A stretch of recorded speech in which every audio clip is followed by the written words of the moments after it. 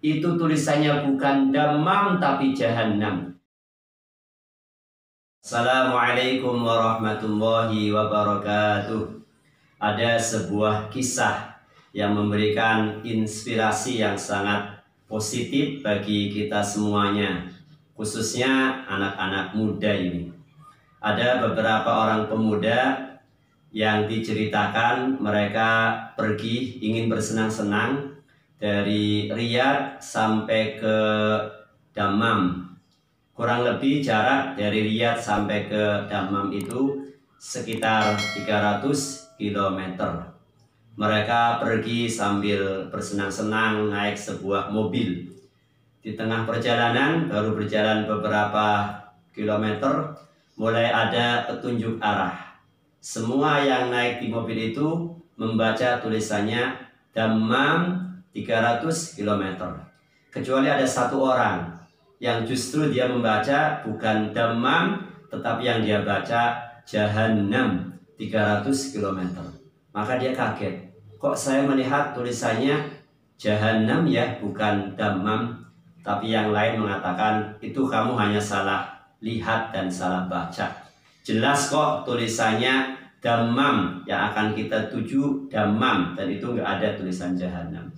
Mereka terus sambil bercanda, bersuka cita di kendaraan, melanjutkan perjalanan. Sampai kemudian ketemulah mereka pada rambu yang kedua. Kurang lebih setelah 100 km ada tulisan yang sama. Tulisan sesungguhnya Dammam 200 km. Semua yang ada di mobil itu membaca tulisannya Dammam 200 km.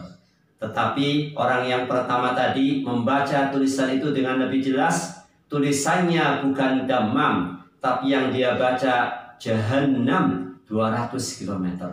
Maka dia sangat ragu dan menyampaikan pada teman-temannya, "Hai teman-teman, saya 2 kali loh melihat tulisannya bukan Dammam, tapi Jahannam. Sebaiknya kita batalkan saja perjalanan kita. Tidak usah kita lanjutkan ke Dammam, karena boleh jadi akan ada sesuatu yang buruk bagi kita. Kita pulang saja."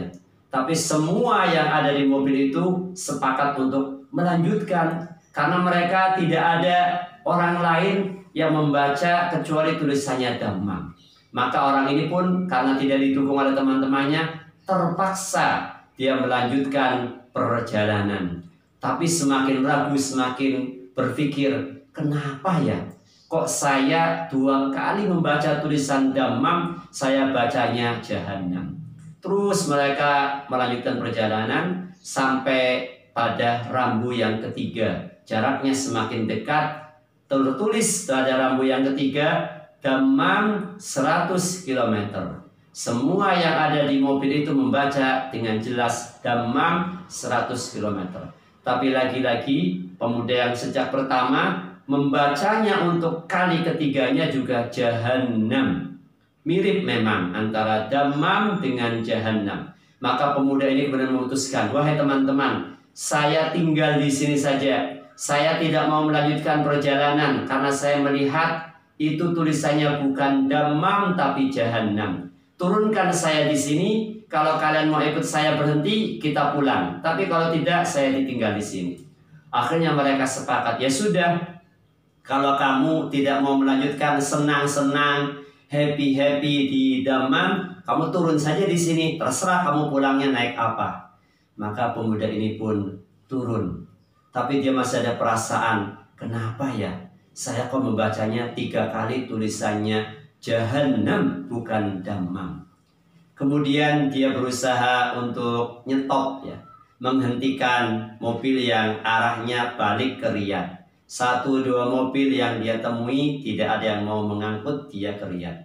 Sampai setelah berapa lama ada 1 orang yang membawa mobil dan mau berhenti, dan dia juga mau pergi ke arah Riyadh.